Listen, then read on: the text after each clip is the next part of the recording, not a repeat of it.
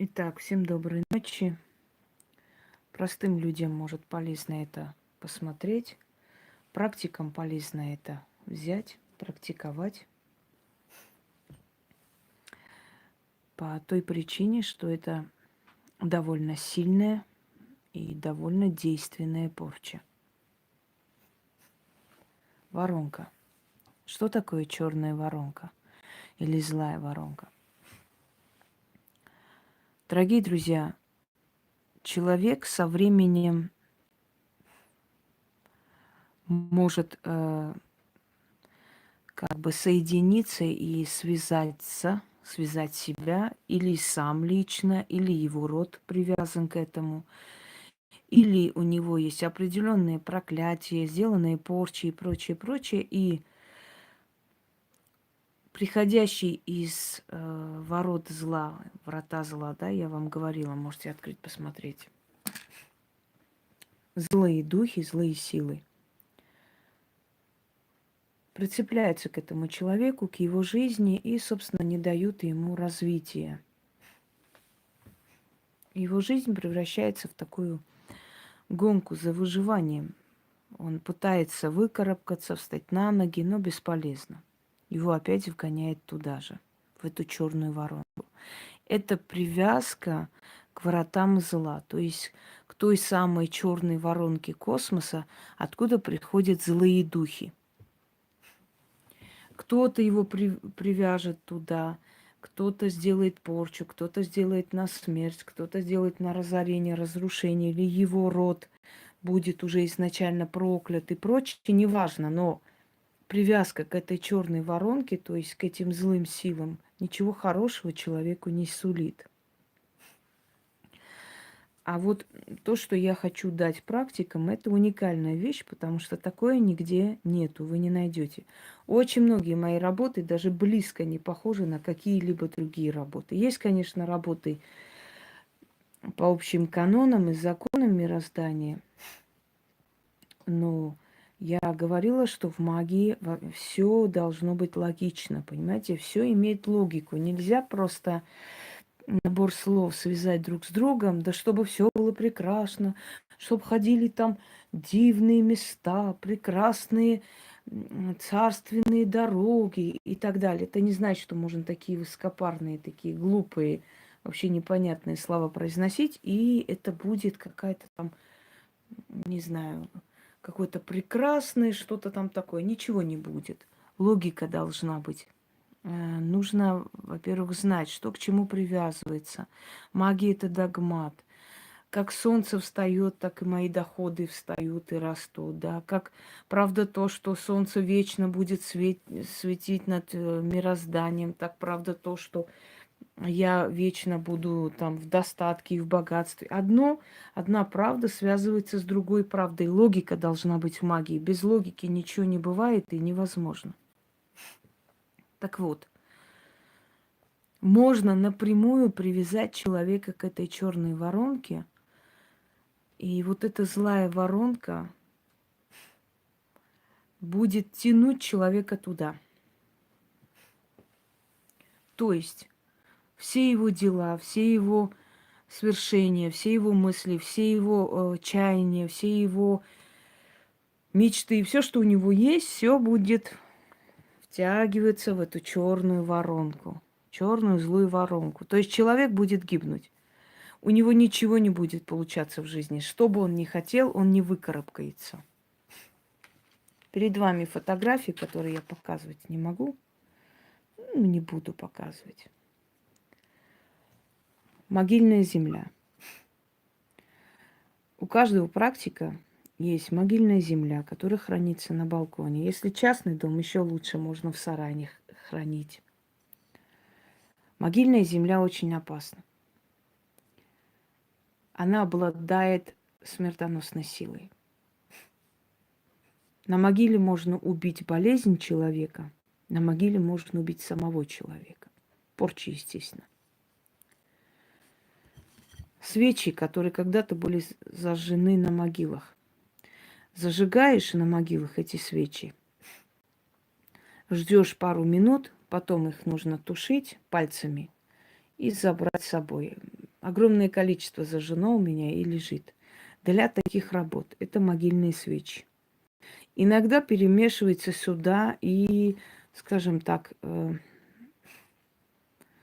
мумиё мертвого, то есть волосы, то есть ногти, если есть они.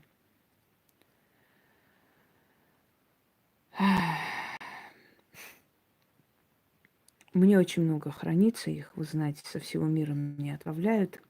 Прям огромные пучки волос и прочее, прочее. Но я говорила, что те волосы, которые мне отправляют мои зрители, никогда не будут использоваться во зло. Я им дала это слово, я это слово держу.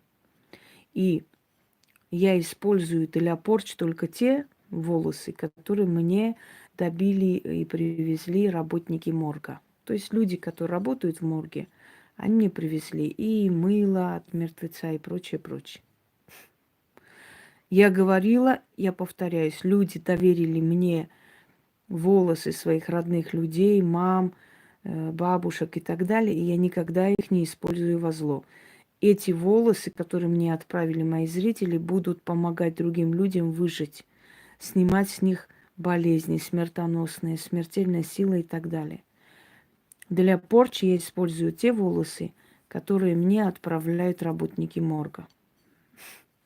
А говорить сейчас не буду. Работники крематорий, моргов, они берут иногда по моей просьбе волосы там отрезают и мне привозят, если мне нужно. Спасибо им за это.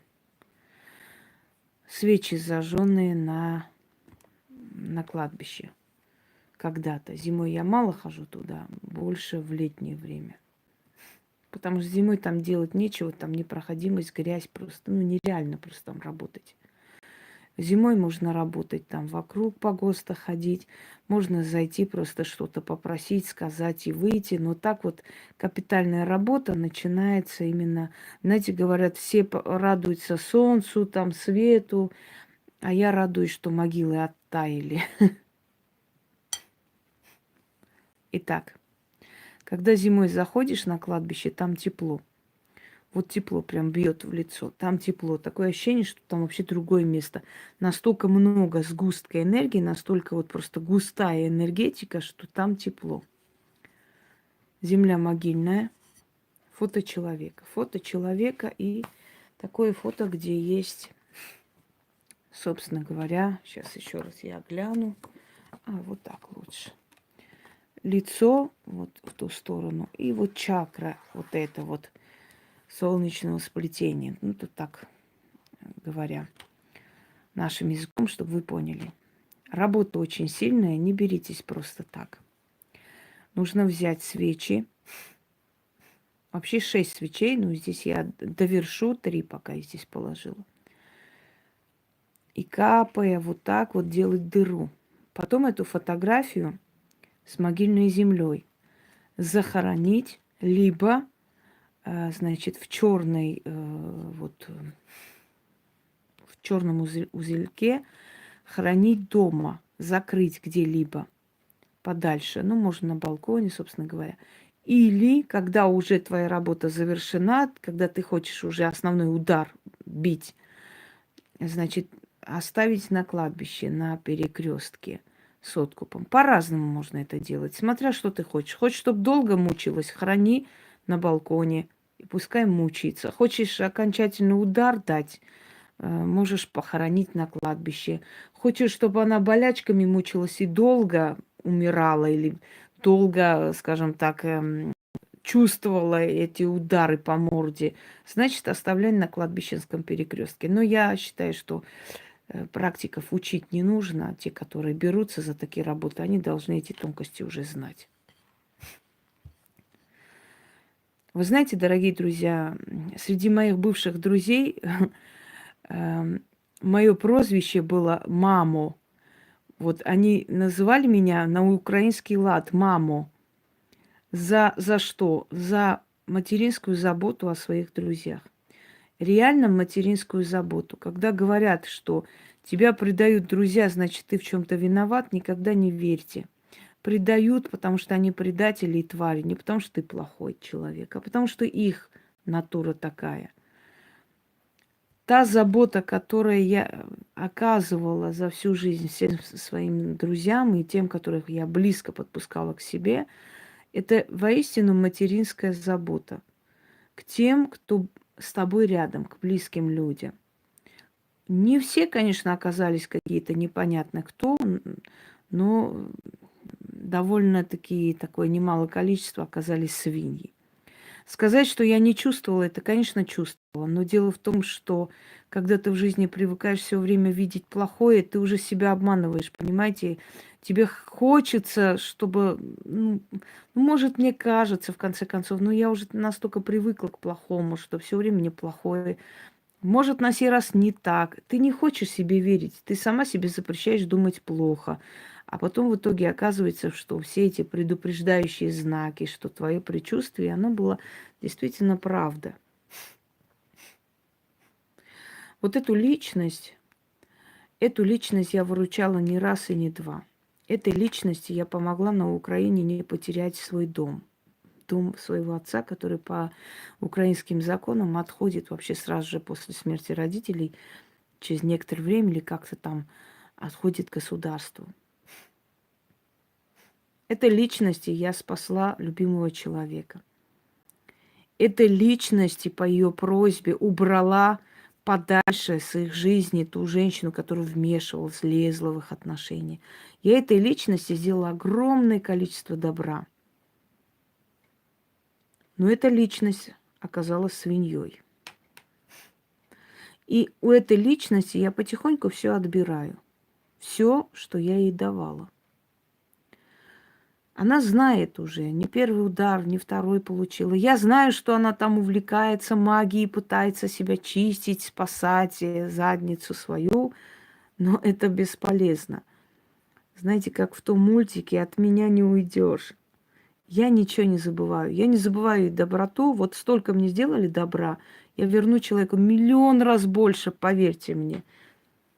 Такой щедростью, таким милосердием, столькими дарами, столько хорошего я сделаю этому человеку за вот столечко, сделанное для меня.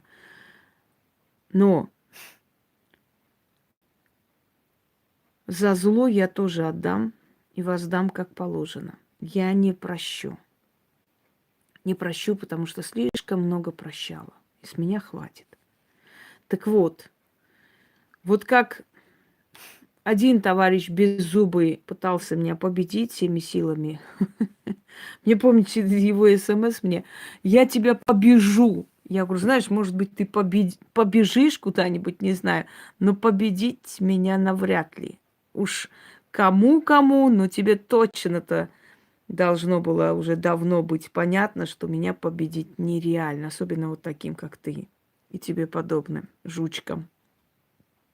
Так вот, дорогие мои, те, которые хотели побежу, побежали до первой станции и растянулись там.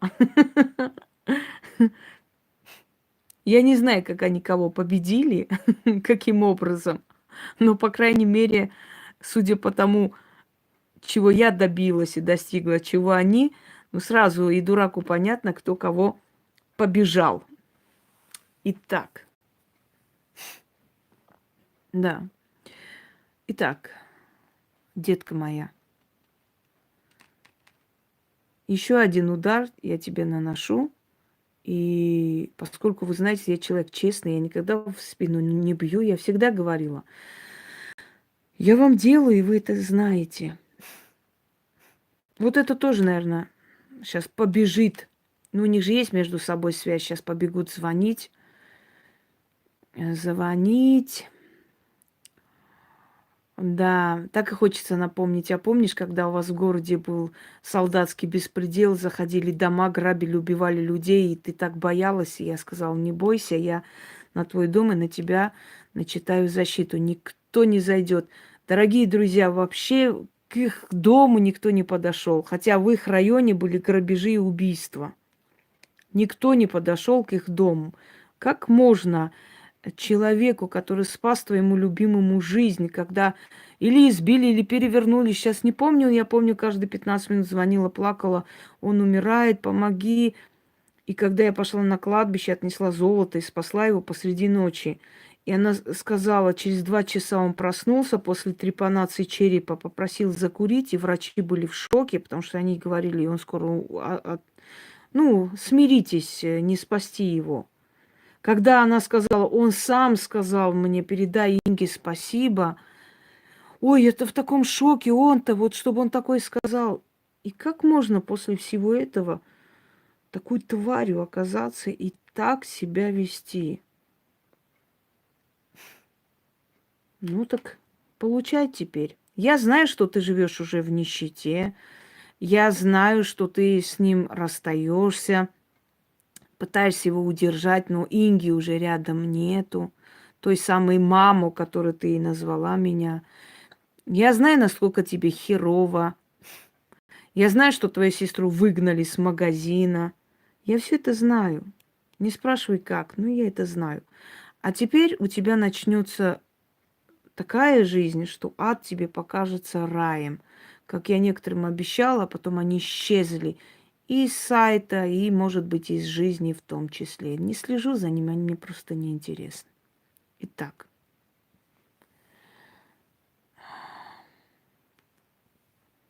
сначала начинаем, открываем эту воронку, а потом начинаем читать.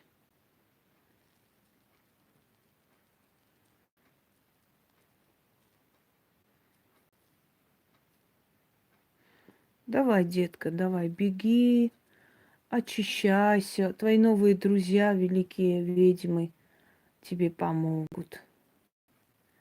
Они очень опытные в этом деле, бабы. Нет, мне не надо, чтобы ты горела. Мне надо всего лишь открыть воронку. Мне вот что надо. Воронку открыть. Зачем? Гореть не надо. Надо мучиться. Мучиться чуть-чуть.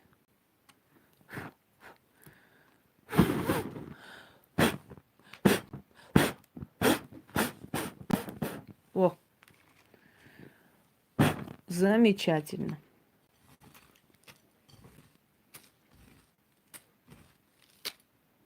Не, я тебе не дам уйти. Вот так.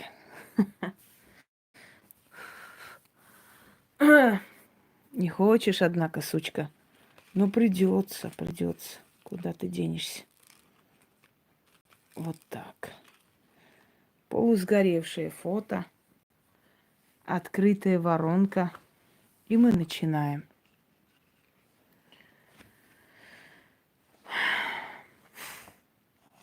Никогда никого не прощайте. Никогда. Запомните мои слова. Никогда никого не прощайте.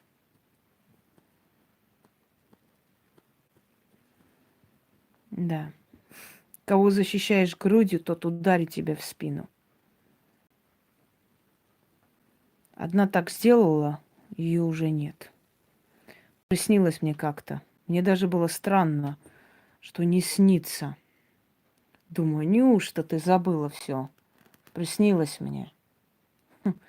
Перед тем, как умерла, моя бабушка ей приснилась и сказала, если ты мою внучку еще раз обидишь, я тебя заберу с собой. Представляете? Она мне звонила и говорила, ты представляешь, мне вот такое снилось. Я говорю, ну ладно, может быть, она так сердито сказала, не переживай. Значит, моя бабушка видела ее намерение, поэтому и сказала.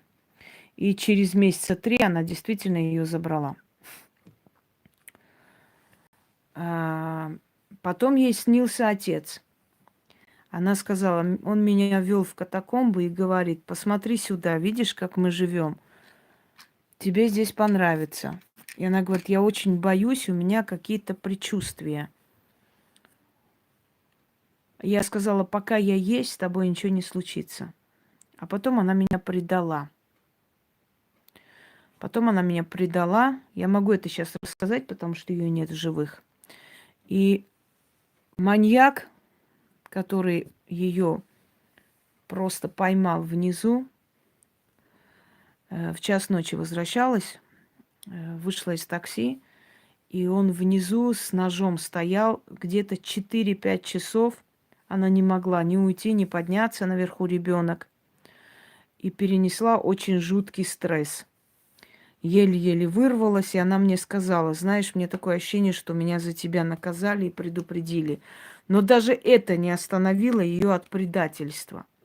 И последний раз, когда я зашла, мне сказали: посмотрите, Инга, что творится, не может быть такого, она же нормальный человек. Ну как ей дешевые эти аплодисменты, неужели она дружбу променяла на них? Я говорю: не хочу я смотреть. Нет, вы посмотрите. Я захожу, они пишут: одноглазые, хосре. И она говорит: друзья мои, у вас есть место, где вы можете свои все мысли выложить. Я бы не хотела, чтобы на моем форуме об этом говорили. То есть называйте ее одноглазой, все нормально. Главное, не у меня просто. И мне вспомнились ее слова, когда она сказала: ты знаешь, Инга, что я тебе хочу сказать? Случайно выронила краску, у меня, значит, капля попала в глаз, такое покраснение было, опухло, я пошла к врачу, и меня трясло просто всю дорогу. Я боялась, что мне скажут: а вдруг я без глаза останусь? Меня трясло всю, меня всю потрясло, руки тряслись. Я поехала к врачу, мне назначили мазь. Вот еле-еле, пока эта опухоль не сошла, я не могла ни есть, ни пить. У меня был жуткий страх. А вдруг я глаза лишусь? Как я буду жить? Боже мой, как она живет? Как она это переносит? Ну как? Еще и пишут эти твари. Да ты одноглазый. Она красивая женщина, молодая. Как же она это все переносит? Ну, ты такая сильная, я тебе говорю, ты сильная личность. Блядь, я бы так не смогла. Вот этот человек, который мне говорила вот это недавно, сидит и читает вот это в чате.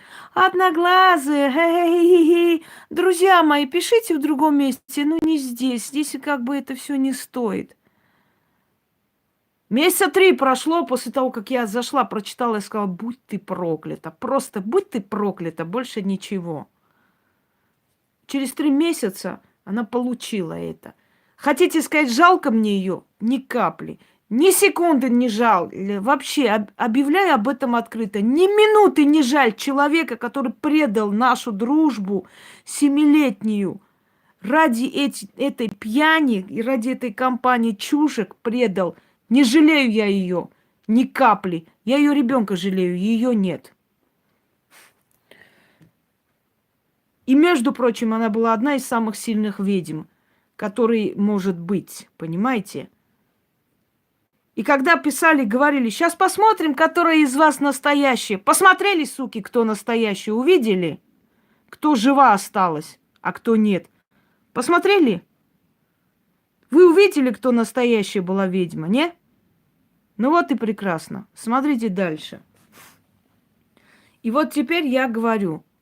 Теперь следующее. Ты, мадам, следующая. Точнее, сначала твой любимый, которого я спасла. У него не просто проблемы, у него такое началось. И дальше идет. Это я делаю, я делаю, поверь мне. Точнее, не то, что поверь мне, ты и так знаешь это. Я делаю. И вот я такая сука вот. Угу. Я готова последний себя снять и отдать. Последний кусок хлеба. Я себя оторву, помогу своему другу. Но если друг меня предал, этому другу хана. Начали.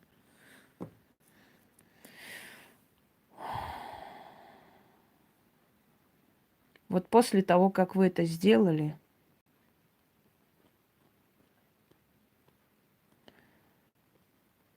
начинаете читать. Но делайте так, чтобы фотография не сгорела полностью. Она должна остаться, чтобы эта воронка в ее жизни открылась по полной программе. Начнем. Клянусь я силами Тартара, властителями преисподней, силами мстительными. Я ведьма из рода ведьм. Имя мое в черной книге, черной кровью написано. И дана мне власть миловать или наказать.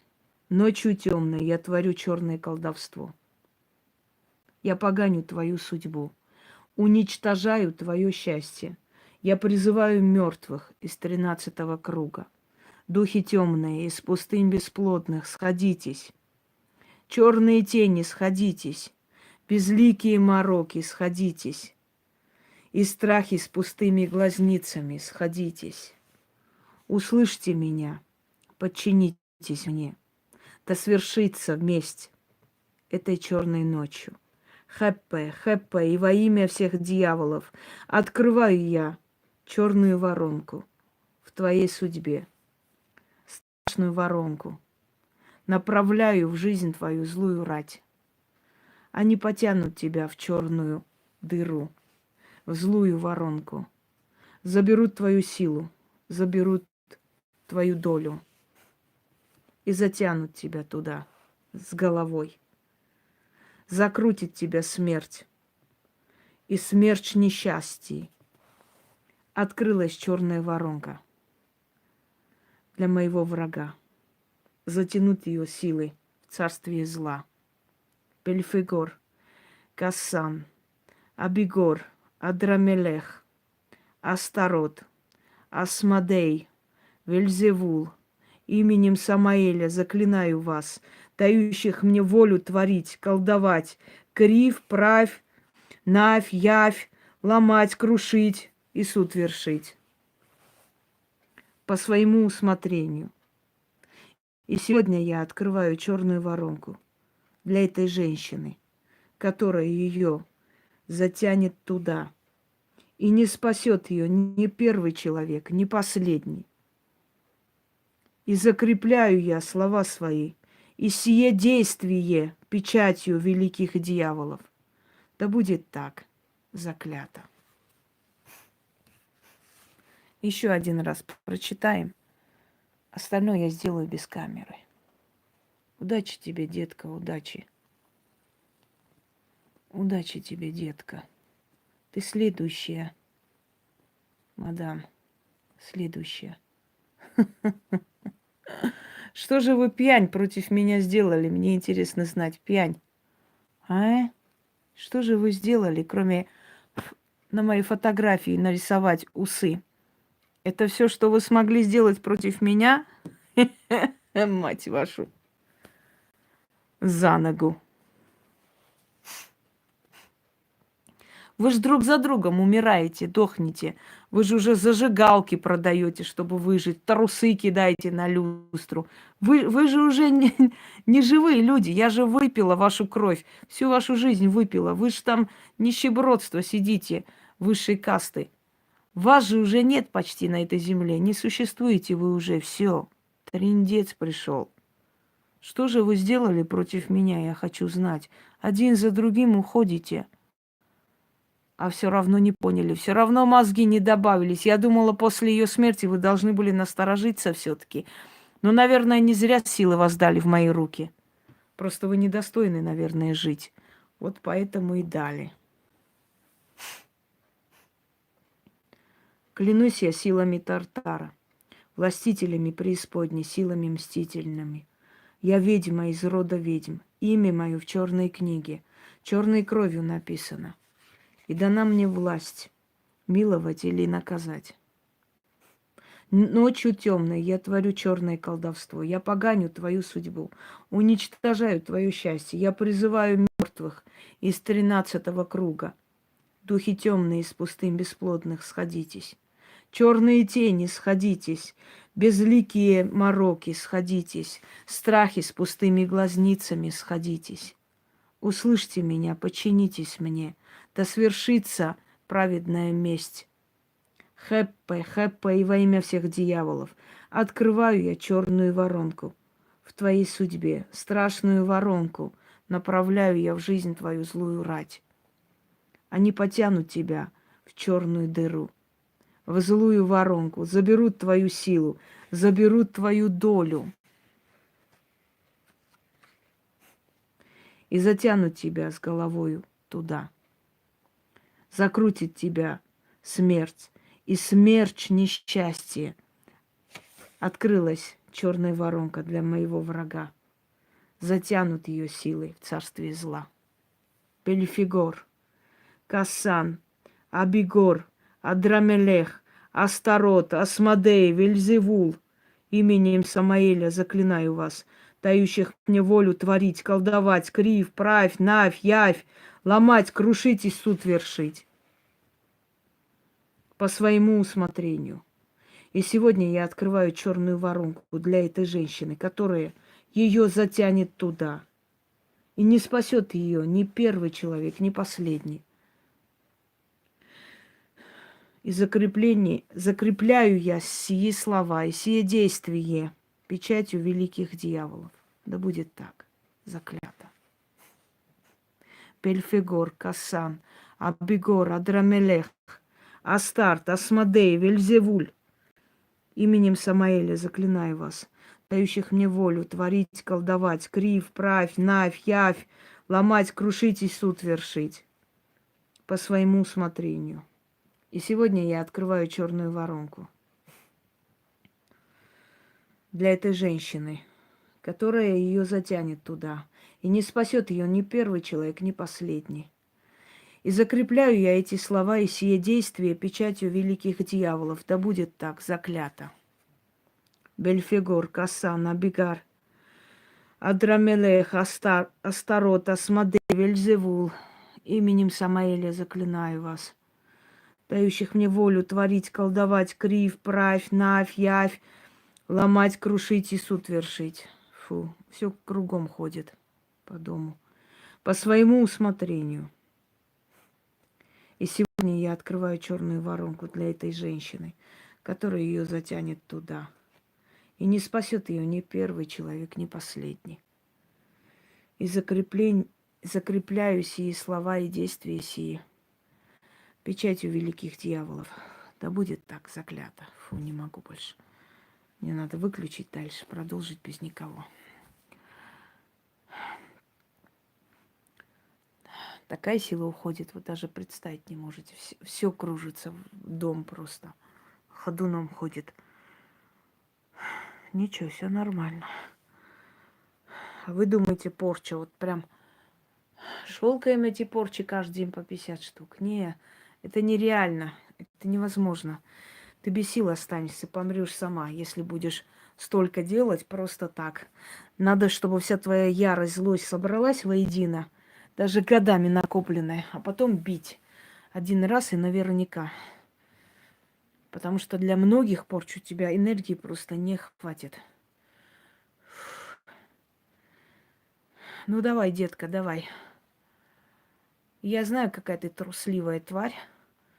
Всегда такой была. А теперь вообще у тебя задница будет гореть всеми пламями, то есть цветами радуги. Огнетушитель подарить, чтобы как только пламя вылезет, ты потушила. Только, боюсь, не поможет. Да они все наложили в штаны. Илона, если бы ты слышала их тайные разговоры, переговоры, они каждый божий день говорят: ой, надо чиститься, что-то вот не то, что-то не так. Ну, если, слушай, вот одна есть там великая кудесница, которая сидела и мне говорила: слушай, скажи мне, вот честно, вот этот Субботин не маг, он не мог мне порчу, блядь, отправить. Субботин, вот этот алкаш.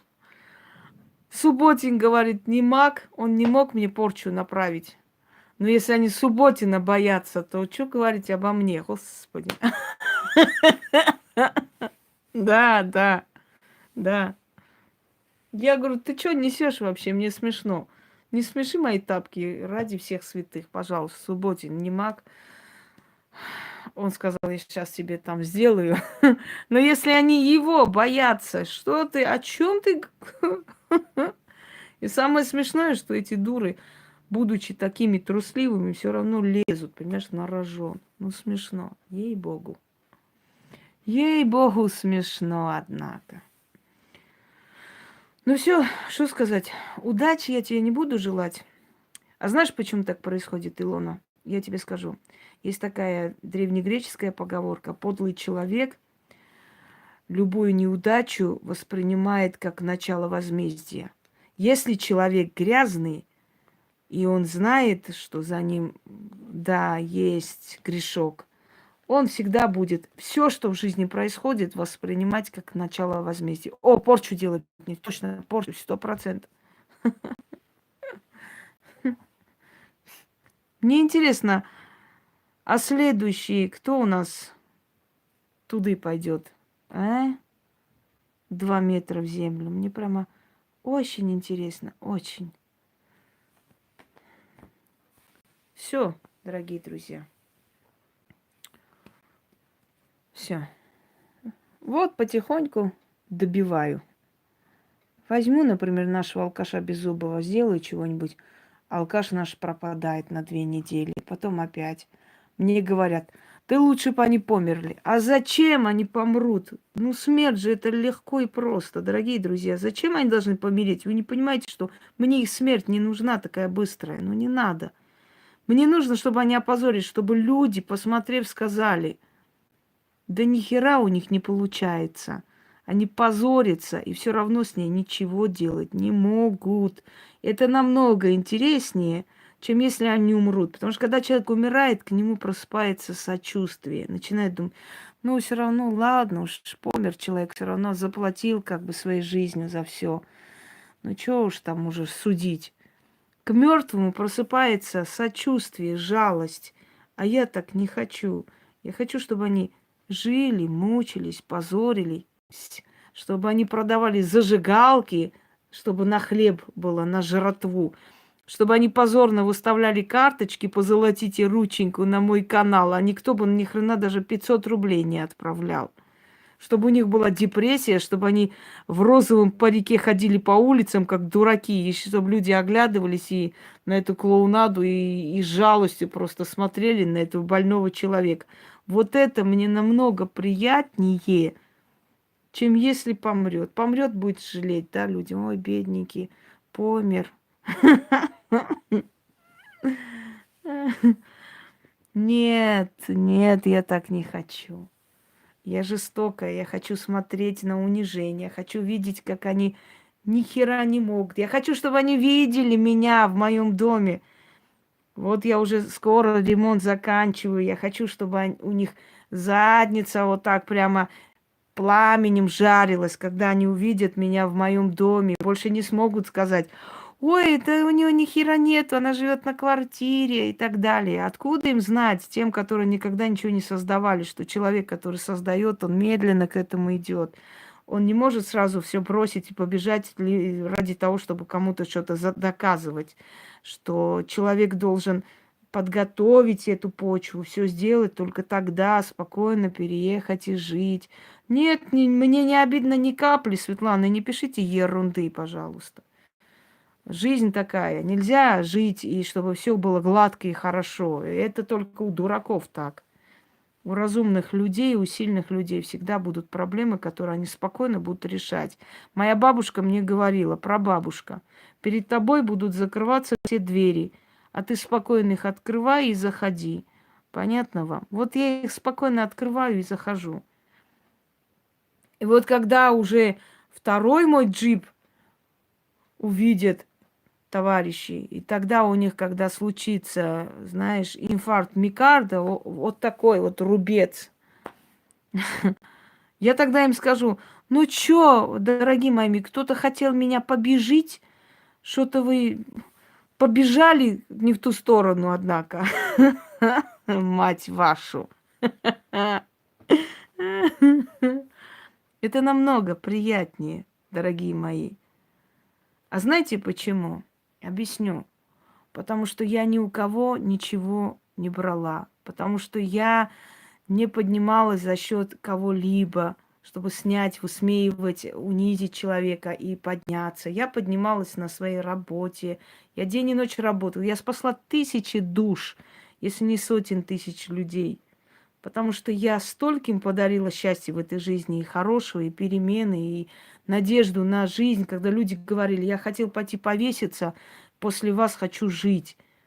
Я столько сделала хорошего и добра в этом мире. Не может быть человек, который дает столько хорошего, не может такой человек, знаете, быть побежденным подобными существами. Не может быть. Они никому ничего не дали в этой жизни хорошего. Никому. А я всю свою жизнь посвятила, отдала людям. Но неужели такие, как они, бесполезные мирозданию существа, смогут победить меня? Да уж, конечно. Конечно. Помнишь, да? Только в милицию не звоните. Конечно, конечно. Как я обычно говорю, а хрен вам, а не 8 марта. Ну что, детка моя, давай. Как говорится, по бездорожью. Давай, иди спасать. Иди. Кудесница тебя там отчитает. Субботин там порчу снимет. Писуй с гиперборейскими свечами тебя начитает. Кто еще? Самирушка пару этих, блин, покапает, яйцами покрутит. И будет тебе счастье, дешевка ты моя. Все, дорогие друзья, я пошла. Всем удачи. Да, и кое-кто, мне кажется, до утра писька будет гореть синим пламенем. Ну ничего, а что делать? А что делать? А кому легко? А кому сейчас легко? А кто говорил, что будет легко? Не предавай, однако. Вот. Главный завет ведьм. Не предавай учителя своего. Или хотя бы человека, который тебе помог, да? Не предавай, дочь моя, иначе будет тебе хона. Все, удачи всем. Кроме одной, конечно, женщины, бедной, несчастной. Бедные женщины. Одни овчарки только надо было продать, чтобы денежки. Боюсь, они тоже попередохнут. Жалко, конечно, овчарок, но что делать? Увы и ах. Отдай овчарки другим людям. У тебя они помрут, чтобы тебе не приносить доход даже в этом. Жаль мне их, конечно, но... Ну что делать? Злая сила не спрашивает, знаешь ли. У злой силы нету жалости никому. И у меня тоже уже нет жалости. Вы сами эту жалость убили, дорогие друзья мои, бывшие. Вы сами убили во мне эту жалость. Когда человек последнее свое тебе отдавал и отправлял, чтобы помочь и тебе, и другим, а вы после этого самые гнусные вещи сделали против этого человека, вы у этого человека убили жалость просто. Знаешь, не обломай крылья ангелу, потому что потом выйдет из бездны дьявол. Вот не надо было этого делать, но вы это сделали. Сделали и очень хорошо, молодцы. Друг за другом давайте, купите место там, в Верхнем Иерусалиме. Пригодится. Чао, товарищи.